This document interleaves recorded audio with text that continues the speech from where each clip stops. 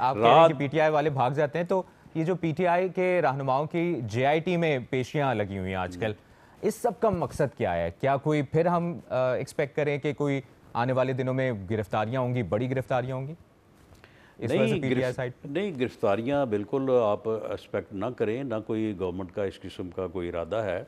लेकिन मामला ये है कि जितना भी इस वक्त जो है वो दहशत गर्दी के हक़ में प्रोपेगेंडा हो रहा है, जितना भी जो है वो यानी पाकिस्तान की लॉ इन्फोर्सिंग एजेंसीज़ के ख़िलाफ़, पाकिस्तान की सियासत के ख़िलाफ़, पाकिस्तान की जो है वो अपना जो है वो रियासत के ख़िलाफ़ जितना प्रोपेगेंडा हो रहा है, वो सारा जिन अकाउंट से हो रहा है, जिन जो लोग कर रहे हैं, वो सारे इनके साथ राब्ते में हैं। तो आप मुझे बताएं फिर इनको, अगर इनको अब भी आपने ये नहीं पूछना, अब आप देखेंगे उस दिन वो जाफ़र एक्सप्रेस वाला जो हंगामा हुआ है, यानी हंगामा क्या कि वो बहुत बड़ा यानी एक दहशत गर्दी का अनप्रेसिडेंटेड वाक़या हुआ है और उसमें बड़ी कीमती जाने जो है उनका ज़या हुआ है। तो उसके बाद एकदम अभी वो ख़बर पाकिस्तान में तो पूरी तरह से लोग आगाह नहीं हुए, लेकिन इंडिया में जो है वो इंडिया के जो सोशल मीडिया है, बल्कि इंडिया का जो जनरल मीडिया है, उसने तूफ़ान उठा दिया। और ऐसा था कि जैसे वो कोई जश्न मना रहे हैं और उन्हें इस बात की बड़ी खुशी है, और पाकिस्तान पता नहीं किस मामले में जो है वो फंस गया और अब पता नहीं पाकिस्तान का क्या बनेगा। आप मुझे बताएं कि इस किस्म के जहरीले घटिया प्रोपेगेंडे को ये सारे अकाउंट्स जो इनके साथ राब्ते में हैं, ये सारे उसको इंडोर्स कर रहे थे। बल्कि बहुत सूरतों में ये मालूम नहीं हो रहा था कि ये इंडियन मीडिया को इंडोर्स कर रहे हैं या इंडियन मीडिया इनको इंडोर्स कर रहा है। तो फिर आप मुझे बताएं कि इनको पूछा ना जाए, इनको बुला के। आप ये समझते हैं, वज़ीर दिफा कहते हैं कि पीटीआई के दौर में तालिबान को दोबारा यहाँ पर आकर बसाया गया, आप इससे एग्री करते हैं? नहीं, इससे एग्री क्या करना, ये तो हकीकत है। आपके इल्म में है कि बानी पीटीआई इमरान खान साहब उनके यहाँ पे दफातर खोलने को तैयार थे, और उसके बाद उनका ये मौक़िफ़ था कि जी इनको वापस लाया जाए और वापस ला के इनको बसाया जाए, और साथ वैसे कंडीशन इस मामले की मुखालिफत करते हैं। लेकिन 3 साल पहले राना सनाउल्लाह साहब, आपका ओपिनियन कुछ और था। आपका 3 साल पुराना एक बयान सुनाते हैं और फिर उस पर दोबारा बात करें। जी। टीटीपी के साथ जो मुज़ाकरात आपके जो आज ब्रीफिंग हुई है, क्या उनको कौमी धारे में लाने के लिए इक़दाम किए जा रहे हैं? देखिए, ये एक तजवीज़ कह लें या एक राय कह लें, ये तो मौजूद है कि ऐसे लोगों को जिनको बहकाया गया और जिनको जो है वो रियासत के ख़िलाफ़, मुल्क के ख़िलाफ़ इस्तेमाल किया गया, उनमें से कुछ किरदार तो ऐसे हैं कि जिनका जुर्म जो है, जिनका किरदार जो है वो नाकाबिले माफ़ी है। लेकिन शायद उनमें से कुछ ऐसे लोग भी हैं, अब उनके साथ उनकी फैमिलीज़ हैं, उनके बच्चे हैं, तो क्या उनको वापस नहीं लाना चाहिए, या क्या उनको उसी जगह पे इस मकसद के लिए या उन हालात के रहमो करम पे छोड़ देना चाहिए कि वो कल को जो है वो भी बड़े होके जो है वो उसी माहौल में आगे पले बढ़े और वो भी दहशतगर्द बन जाए। 22 जून 2022 को राना साहब आप इस हक में थे, आप इस पॉलिसी की तायीद कर रहे थे। आज 2025 21 मार्च को आप कुछ और कह रहे हैं। जी नहीं, बिल्कुल मैं वही कह रहा हूँ जो मैंने उस दिन कहा था। मैं ये कह रहा हूँ कि उनमें से कुछ लोग ऐसे हैं कि जिनका जुर्म नाकाबिले माफ़ी है, और कुछ लोग ऐसे हैं कि जो बहकावे में आ गए हैं लेकिन उनका कोई जुर्म नहीं है, वो इस जुर्म में मुलव्वस नहीं है। बात यह है कि जब इन्होंने वापसी का अमल शुरू किया, तो बजाय इसके कि उनको लाते जिनका जुर्म नहीं है, इन्होंने उनको ले आए जिनका जुर्म है, और उन्होंने आगे जहाँ पे दोबारा वही काम शुरू कर दिया।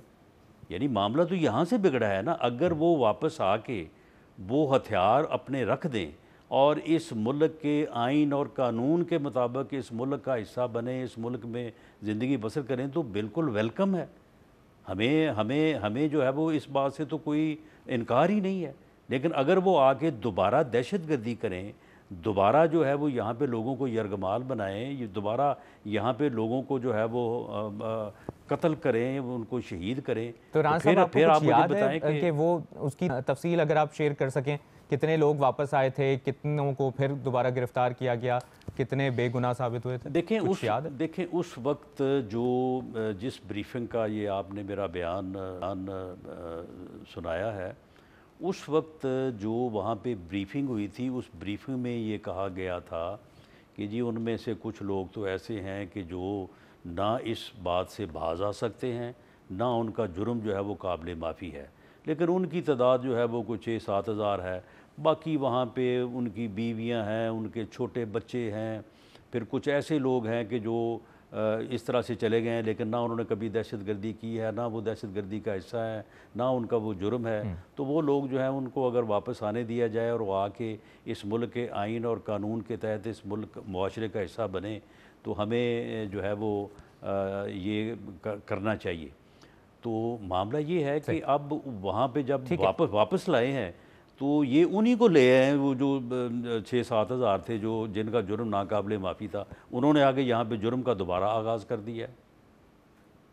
सही। अच्छा राना साहब, तलाल चौधरी साहब का बयान यकीनन आपकी नज़रों से गुजरा होगा, जो उन्होंने अली अमीन गंडापुर के बारे में कहा है और बड़ा एक इल्ज़ाम लगाया। उन्होंने कहा कि वज़ीर आला गंडापुर से कहता हूँ कि वो दहशतगर्दों के साथ खड़े ना हों, और साथ ही साथ उन्होंने ये इल्ज़ाम लगाया कि कुछ पुलिस अफसरान को दहशतगर्दों के खिलाफ कार्रवाई ना करने को कहा गया अली अमीन गंडापुर की जानिब से। और ये कितना संगीन इल्ज़ाम है, और अगर इसमें हकीकत है तो फिर इस मामले को आगे तक आला सतह तक क्यों नहीं उठाया जा रहा, उजागर किया जा रहा? देखें, अली अमीन गंडापुर साहब जो हैं वो उनके बयान जो हैं वो मेरा ख़्याल है कि उनके ऊपर गौर व फिक्र वो कम करते हैं और बयान दे देते हैं, और बाद में उनको खुद भी नहीं पता होता कि उन्होंने क्या बयान दिया है। लेकिन ये बयान दिया है तलाल चौधरी साहब ने अली अमीन गंडापुर के बारे में कि वो ये तलाल चौधरी ने उनका एक बयान कहीं मैंने भी सुना है कहीं कि उन्होंने ये कहा कि जी ये तालिबान से या टीटीपी से लड़ते लड़ते जो है फ़लाँ पार्टी जो है वो तबाह हो गई हैं, तो हमने नहीं उनसे लड़ना, तो हमने अपने आप को नुकसान नहीं पहुंचाना। ये कहीं बात अली अमीन गंडापुर साहब ने की है या नहीं की, लेकिन बहरहाल ये बात तो सुनी है उन्होंने, और कहा कि वरना एएनपी और पीपल्स पार्टी जैसा हाल होता है। हाँ, तो मेरा ख्याल है कि फिर इस बयान की रोशनी में जो है वो तलाल चौधरी ने ये बात की है। सही।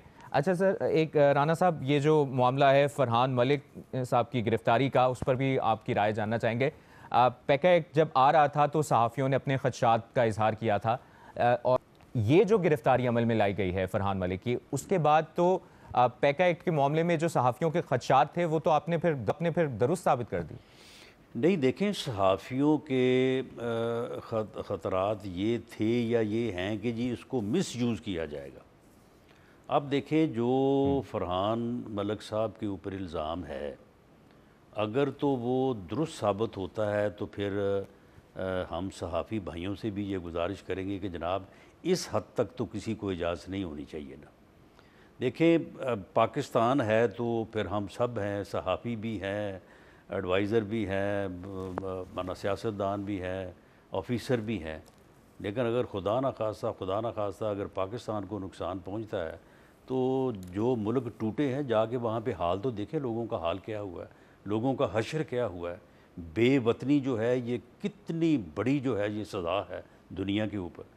तो मामला ये है कि फिर इस हद तक तो नहीं जाना चाहिए। लेकिन राना साहब, ये तो फिर आप वाला मामला हो गया ना, आप पे जब मनशियात का केस डाला गया था, इल्ज़ाम साबित नहीं हुआ, लेकिन गिरफ्तारी अमल में आ गई, आपने जेल भी काटी।